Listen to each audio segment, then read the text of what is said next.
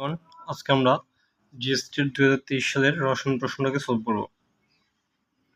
এখানে 1 নম্বর যে প্রশ্নটা দেওয়া আছে, 1 নম্বর প্রশ্নের মধ্যে বলা আছে যে কোন আয়নটির আকার সবচেয়ে ছোট। আচ্ছা, কোনো একটা আয়নের আকার নির্ণয় করার ক্ষেত্রে আমাদের সবচেয়ে সবার আগে যে বিষয়টা খেয়াল রাখতে হবে সেটা হলো যে এখানে ইলেকট্রন সংখ্যা কয়টা আছে এবং প্রোটন সংখ্যা কয়টা আছে। এখন আমরা যদি হিসাব করি দেখা যাবে যে সবগুলো আয়নের ইলেকট্রন সংখ্যা হচ্ছে 10। এখানে F মাইনাস এটার ইলেকট্রন সংখ্যা 10, O2 মাইনাস এটারও ইলেকট্রন সংখ্যা 10 এবং N3 মাইনাস এটার ইলেকট্রন সংখ্যা 10, সোডিয়াম প্লাস এটারও ইলেকট্রন সংখ্যা 10।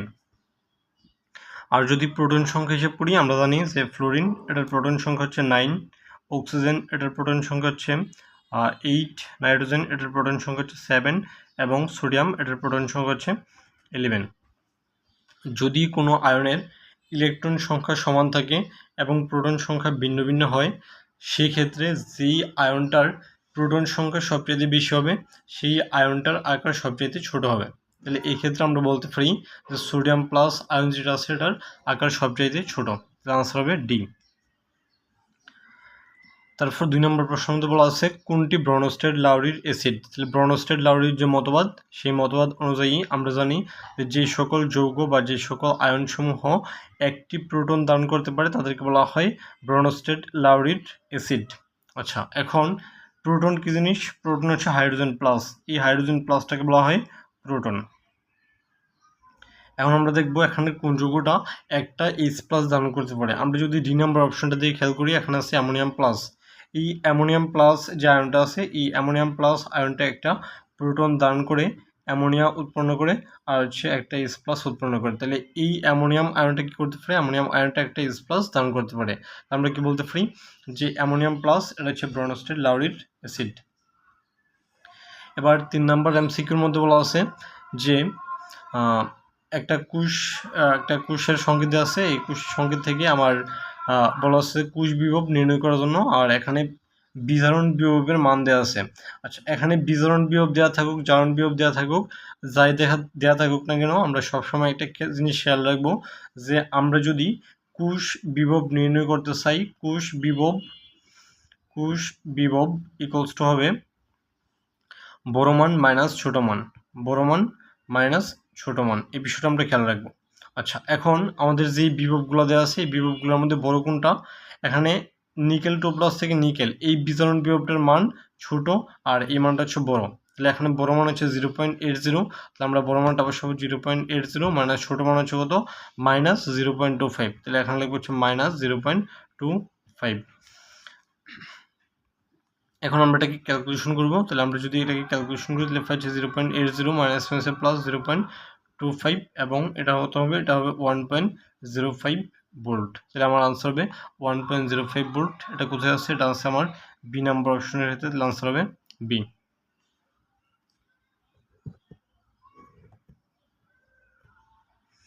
এখন আমরা 4 নম্বর এমসিকিউটা সলভ করবো। 4 নম্বর এমসিকিউর মধ্যে বলা আছে 25 ডিগ্রি সেন্টিগ্রেড তাপমাত্রায় N2O4 এটা বিয়োজিত হয়ে উৎপন্ন করে 2NO2। বিক্রিয়াটির সাম্য ধ্রুবক কেপি এর মান দেওয়া আছে 0.008 এবং N2O4 এটার আংশিক চাপ দেওয়া আছে 0.8 অ্যাটমসফিয়ার হলে বিক্রিয়াটিতে NO2 এর আংশিক চাপ কত বের করতে হবে।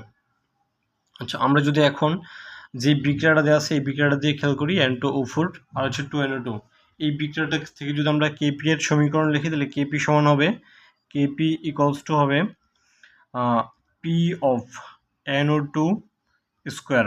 তাহলে এটা কীভাবে লিখলাম? এটা লেখার সিস্টেম হচ্ছে আমার এই যে উৎপাদ, এখানে উৎপাদ হচ্ছে NO2, উৎপাদের আংশিক চাপ। তাহলে উৎপাদের আংশিক চাপ হচ্ছে পি অফ NO2। তাহলে NO2 কত মূল আছে? NO2 আছে 2 মূল। তাহলে এখানে হবে স্কোয়ার আর ডিভাইডেড বাই হবে পি অফ N2O4। তাহলে এখানে N2O4 এটা হচ্ছে বিক্রিয়ক, তাহলে এটার আংশিক চাপ হবে পি অফ N2O4 আর এখানে N2O4 আছে 1 মূল। তাহলে এটার কোনো পাওয়ার 1 হবে আর কি।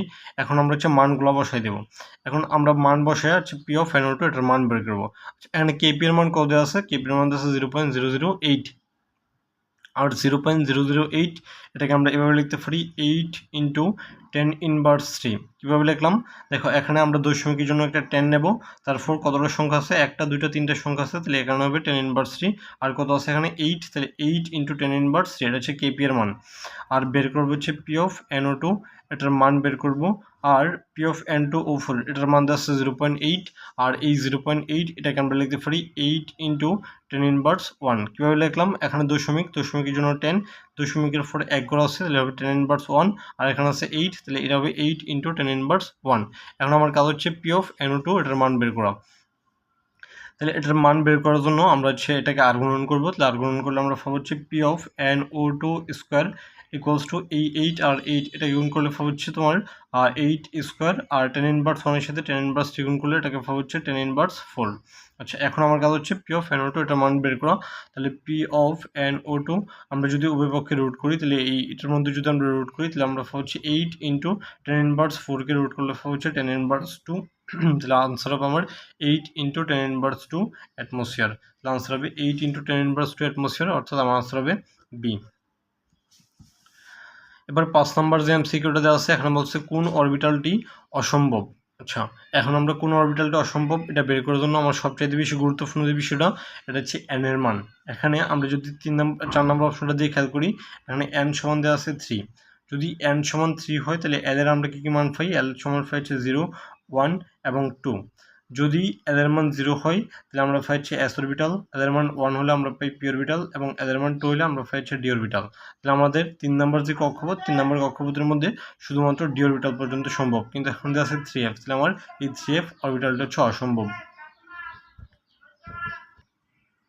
আমরা এখন 6 নম্বর এমসিকিউটা সলভ করব। বলছে কোনো কপার সালফেট দ্রবণে প্লাটিনাম তড়িৎদ্বারের সাহায্যে 1 ঘন্টা যাবৎ 1.25 এম্পিয়ার বিদ্যুৎ চালনা করলে ক্যাথোডে কতগুলো কপার পরমাণু জমা পড়বে, এটা আমরা বের করব। আচ্ছা, এখন আমার যে মেইন যৌগটা ছিল এটা কী ছিল, এটা ছিল হচ্ছে কপার সালফেট। আচ্ছা, আমরা কপার সালফেট এটাকে যদি আমরা একটু ভেঙে লিখে দিলে আমরা কী পাই, কপার সালফেট এটাকে বাংলা আমরা পাই হচ্ছে কপার 2+, আর হচ্ছে SO4 2-, তাহলে আমার কপার 2+ আয়ন এখানে অবস্থান করতেছে। তাহলে কপার 2+, এটা থেকে যদি আমরা কপার ধাতুতে পরিণত করতে চাই, তাহলে দুটো ইলেকট্রন গ্রহণ করে সে হচ্ছে কপার ধাতুতে পরিণত হবে। তাহলে এখন ইলেকট্রন গ্রহণ করতেছে হচ্ছে 2টা, তাহলে ইলেকট্রনের মান হবে 2। আর এখানে সময়ের মান কত দেওয়া আছে, 1 ঘন্টা।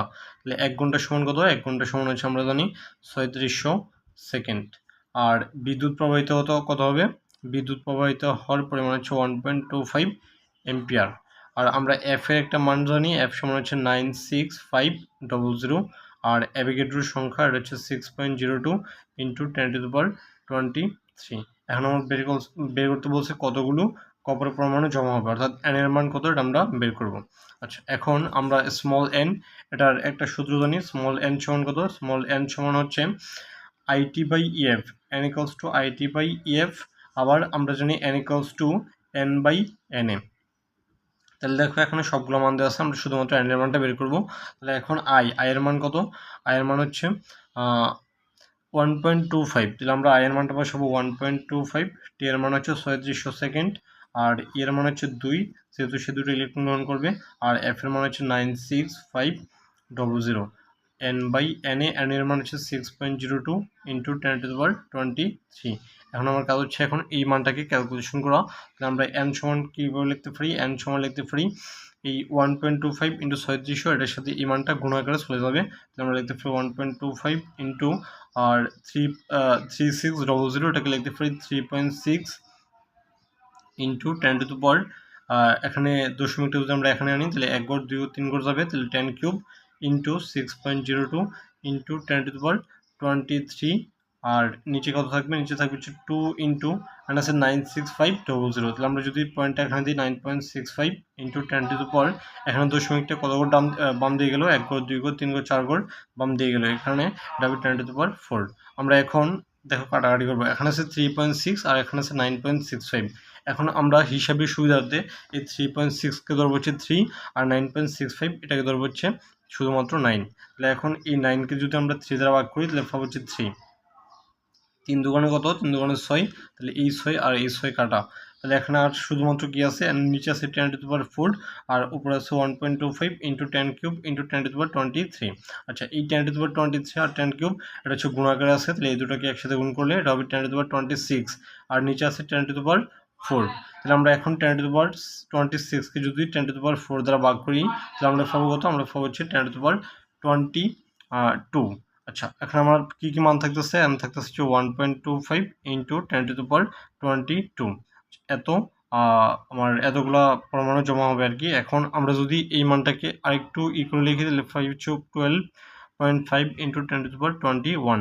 আমরা এখন অপশন চেক করবো যে এই মানটা অথবা এই মানটা কোথায় আছে বা এটার কাছাকাছি মান কোথায় আছে।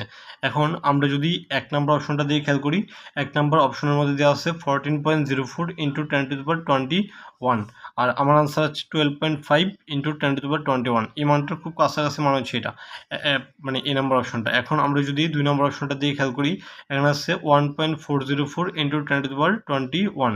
তাহলে আমার কাছাকাছি অপশন হচ্ছে 14 পয়েন্ট, কিন্তু এখন দেওয়া আছে 1 পয়েন্ট, তাহলে আমার এই অপশনটা হবে না। এবার আমরা যদি ডি নাম্বারটা দিয়ে খেয়াল করি, এখন দেওয়া আছে 1.404 ইন্টু 10⁻20। যদি আমার 1 পয়েন্টের কাছাকাছি মান হয় তাহলে হবে 10⁻22, কিন্তু এখন দেওয়া আছে 20, তাহলে আমার এই ডি নাম্বার অপশনটা হবে না। আর সি নাম্বারটা দিয়ে খেয়াল করলে দেখা যায় 14.04 ইন্টু 10⁻22, কিন্তু আমার কাছাকাছি মান হচ্ছে 10⁻21, তাহলে আমার সি নাম্বার অপশন হবে না, তাহলে আনসার হবে এ। এবার 7 নম্বর যে এমসিকিউটা দেওয়া আছে, এখানে বলা আছে একটি মৌলের ইলেকট্রন বিন্যাস 4s2 4p6 4d10 4f3 5s2 5p6 এবং 6s2 হলে পর্যায় সারণীতে তার অবস্থান কোথায় হবে। পর্যায় সারণীর যেই পর্যায়ে আছে পর্যায় নির্ণয় করার জন্য আমরা সবসময় খেয়াল রাখবো সর্বশেষ শক্তিস্তর কোনটা। এখানে সর্বশেষ শক্তিস্তর হচ্ছে 6 নম্বরের যে শক্তিস্তর আছে এটা। ওকে, তাহলে পর্যায় হবে 6। আর গ্রুপ নির্ণয়ের ক্ষেত্রে আমরা খেয়াল করি কি যে যদি সর্বশেষ মানে কক্ষপথের মধ্যে শুধুমাত্র এস অরবিটাল থাকে তাহলে এস অরবিটালের মধ্যে যতগুলো ইলেকট্রন থাকবে তাহলে তাই হবে তার গ্রুপ নাম্বার, অর্থাৎ এখানে গ্রুপ 2 হওয়ার কথা। কিন্তু আমরা সবসময় একটা বিষয় খেয়াল রাখবো যে এখানে এফ অরবিটাল আছে কিনা। যদি কোনো একটা পরমাণুর ইলেকট্রন বিন্যাসের মধ্যে এফ অরবিটাল থাকে তখন সবসময় খেয়াল রাখতে হবে ওটা হচ্ছে এফ ব্লক মৌল, আর এফ ব্লক মৌলসমূহ সাধারণত 3 নম্বর গ্রুপের অন্তর্ভুক্ত হয়ে থাকে। তাহলে আমরা দেখতেছি এখানে একটা 4f3 আছে, তাহলে আমরা কি বলতে পারি, আমরা বলতে পারি এই যে মৌলটা, এই মৌলটা হচ্ছে আমার পর্যায় নাম্বার হবে 6 এবং গ্রুপ নাম্বার হবে 3। এই বিষয়টা আমার খেয়াল রাখতে হবে। তাহলে এখানে ষষ্ঠ পর্যায় এবং তৃতীয় গ্রুপ, এটা হবে আমার আনসার হচ্ছে ডি। এখন আমরা 8 নম্বর এমসিকিউটা সলভ করব। এখানে বলা আছে যে কোনো নদীর 1 লিটার পানিতে ক্লোরাইড আয়নের পরিমাণ নির্ণয় টাইট্রেশনের সমাপ্তি বিন্দুতে 3.0 millilitre 0.01 molar silver plus ion প্রয়োজন হয়। আচ্ছা, নদীর পানিতে ক্লোরাইড আয়নের ঘনমাত্রা কত ppm, অর্থাৎ ppm এককে আমরা ক্লোরাইড আয়নের ঘনমাত্রা বের করব। আচ্ছা, এখানে কি কি দেওয়া আছে, এখানে দেওয়া আছে সিলভার প্লাস সম্পর্কে এবং ক্লোরাইড মাইনাস সম্পর্কে। আচ্ছা, আমরা এটা কিন্তু এভাবে লিখতে পারি যে সিলভার ক্লোরাইড, এটাকে বাংলা আমরা কি পাবো, এটাকে বাংলা আমরা হচ্ছে সিলভার প্লাস আর হচ্ছে ক্লোরিন মাইনাস। তাহলে আমরা এই যেই মানে বিক্রিয়াটা, এই বিক্রিয়ার মধ্যে যদি স্টয়কিওমেট্রি নিয়ম অ্যাপ্লাই করি তখন আমরা লিখতে পারি n of Ag plus equals to n of Cl minus, অর্থাৎ Cl মাইনাসের মূল সংখ্যা হচ্ছে সিলভার প্লাসের মূল সংখ্যা সেম হবে। তাহলে এখন আমরা n of Cl মাইনাস এটাকে আমরা এটার মান যদি বের করতে চাই, এখন দেওয়া আছে দেখো সিলভার প্লাস এটার যেই ঘনমাত্রা এটা দেওয়া আছে 0.01 আর এটার আয়তনটা দেওয়া আছে 3 মিলিলিটার। তাহলে আমরা জানি n সমান SB, তাহলে আমরা যদি এখন SB এর সূত্র অ্যাপ্লাই করি, S এর মান হচ্ছে 0.01 আর B এর মান হচ্ছে 3 মিলিলিটার, তাহলে আমরা এই 3 মিলিলিটারকে লিখতে পারি 3 ইন্টু 10⁻3। আচ্ছা, এখন আছে 0.01 মানে হচ্ছে 10⁻2 আর এখন আছে 10⁻3, তাহলে 10⁻2 এর সাথে 10⁻3 গুণ করলে হবে 10⁻5। তাহলে আমরা n of Cl মাইনাস এটার মান পাইতেছি 3 ইন্টু 10⁻5। ওকে, এত মোল। এখন আমার যেই ক্লোরিন আয়নটা, এই ক্লোরিন আয়নটা হচ্ছে 1 লিটার পানির মধ্যে, তাহলে এখন আমরা যদি 1 লিটার পানির মধ্যে এটার ঘনমাত্রাটা বের করতে চাই তাহলে ঘনমাত্রা S সমান কি হবে, S সমান হবে 3 ইন্টু 10⁻5 ডিভাইডেড বাই 1, অর্থাৎ এত মোল পার লিটার। তাহলে আমার এই S এর মান পেয়ে গেলাম কত, 3 ইন্টু 10⁻5 মোল পার লিটার। এখন আমার বের করতে হবে কি, আমার বের করতে হবে এই ঘনমাত্রাটাকে ppm এককে কতটা বের করতে হবে। আচ্ছা, আমরা এখন ppm এর একটা শর্টকাট জানি, ppm equals to S into capital M into 10 cube. এখানে এস হচ্ছে ঘনমাত্রা, এম হচ্ছে পারমাণবিক ভর বা আণবিক ভর, এবং 10 কিউব এই মানটা যদি আমরা অ্যাপ্লাই করি এস সমান হচ্ছে 3 × 10⁻⁵। আর ক্যাপিটাল এম এর মান কত হবে, যেহেতু এটা ক্লোরিন আয়নের বের করতেছি এই কারণে এটা হবে 35.5। তাহলে আমরা এখানে বসা হচ্ছে 35.5 × 10 কিউব। আচ্ছা, এখন আমরা এটাকে ক্যালকুলেশন করব। তাহলে এখানে 10⁻⁵ আর 10 কিউব এটা গুণ করলে আমরা হচ্ছে 10⁻2 আর 35.5 এটার সাথে আমরা 3কে গুণ করবো, তাহলে কত পাই 35.5 × 3। 3 × 5 = 15, 5 হাতে আছে 1, 3 × 5 = 15, 16, 6 হাতে আছে 1, 3 × 9 = 10। তাহলে আমরা এই 1 গুণ 106.5 হচ্ছে 3 × 35.5 এর গুণফল, তাহলে 106.5। আচ্ছা, এখানে এই 106.5 এটার সাথে 10⁻2 গুণ অবস্থায় আছে, তাহলে এই -2 এর জন্য আমরা দশমিকটা 2 ঘর টানে নিয়ে যাব, তাহলে এই 1 ঘর 2 ঘর অর্থাৎ এটা হবে 1.065 এত ppm। আচ্ছা, এখন আমরা দেখব 1.065 কোথায় আছে। 1.065 আছে আমার এই নাম্বার অপশনের ক্ষেত্রে, তাহলে আনসার হবে এ। তারপর 9 নম্বর যে এমসিকিউটা যে আছে এটার মধ্যে বলছে জ্যামিতিক সমানতা প্রদর্শন করতে পারে কোনটি। আচ্ছা, এখন জ্যামিতিক সমানতার একটা শর্ত আমরা জানি যে কার্বন কার্বন দ্বিবন্ধন থাকতে হবে, এবং কার্বন কার্বন দ্বিবন্ধনযুক্ত যে পরমাণুগুলো আছে এই পরমাণুগুলো হবে ভিন্ন ভিন্ন, অর্থাৎ এখানে এবি থাকলে এটা হবে এবি, অর্থাৎ এই কার্বনের সাথে দুটো মূলক যুক্ত থাকবে, একটা যদি এ হয় আরেকটা হবে বি। সেমভাবে এই কার্বনের সাথেও দুটো মূলক যুক্ত থাকবে, একটা যদি এ হয় আরেকটা হবে বি, অর্থাৎ তার পরস্পর ভিন্ন ভিন্ন হবে।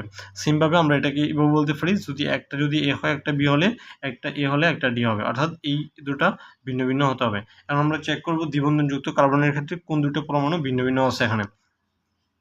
এখন এই নাম্বার যে অপশনটা দেওয়া আছে এই নাম্বার অপশনের ক্ষেত্রে এই কার্বন এবং এই কার্বন তারা হচ্ছে দ্বিবন্ধনযুক্ত কার্বন, এবং এই দ্বিবন্ধনযুক্ত কার্বনের এই কার্বনটার মধ্যে আমরা দেখতেছি দুটো পরমাণুই সেম, তাহলে আমার এটা জ্যামিতিক সমানতা প্রদর্শন করবে না। এবার এই ক্ষেত্রে আমরা যদি দেখি যে এটা এবং এটা হচ্ছে দ্বিবন্ধনযুক্ত কার্বন, এবং এই কার্বনের সাথে একটা হাইড্রোজেন যুক্ত আছে, একটা CH3 মূলক যুক্ত আছে, এবং এখানে এই কার্বনের সাথে একটা হাইড্রোজেন এবং একটা ক্লোরিন পরমাণু যুক্ত আছে, তাহলে আমরা বলতে পারি যে এই দ্বিবন্ধনযুক্ত কার্বনগুলোর মধ্যে যেই মূলকগুলো বা যে পরমাণুগুলো যুক্ত আছে এগুলো হচ্ছে ভিন্ন ভিন্ন, তাই আমার এই বি নাম্বার অপশনটা হচ্ছে জ্যামিতিক সমানতা প্রদর্শন করবে।